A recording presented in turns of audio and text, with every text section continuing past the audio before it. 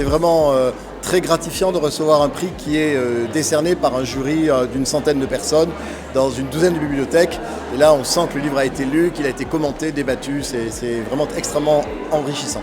Il y a les prix, on va dire, parisiens, décernés par des gens qui se côtoient dans Saint-Germain-des-Prés, qui se connaissent tous. Et puis il y a les prix, j'ai dit, délivrés par les vrais gens. Et c'est ceux-là qui sont les plus chers à mon cœur.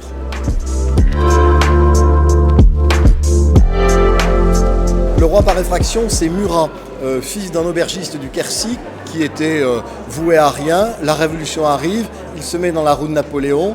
La petite sœur de Napoléon, Caroline, tombe red dingue amoureuse de lui.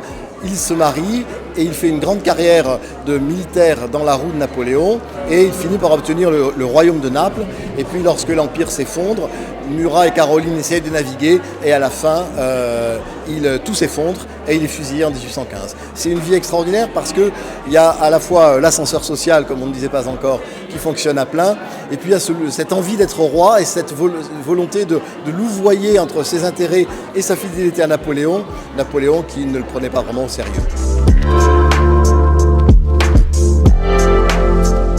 On ne sait jamais pourquoi un sujet s'impose à vous.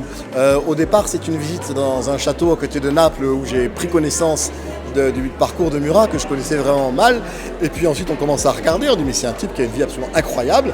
Et puis on se dit, je vais le raconter. Et en plus, une petite anecdote, c'est que Murat a été fusillé le 13 octobre et moi, je suis né un 13 octobre. Donc ça, c'est un clin d'œil du destin. Et là, je me suis dit, là, il y a un signe, il faut que je m'empare de ce personnage.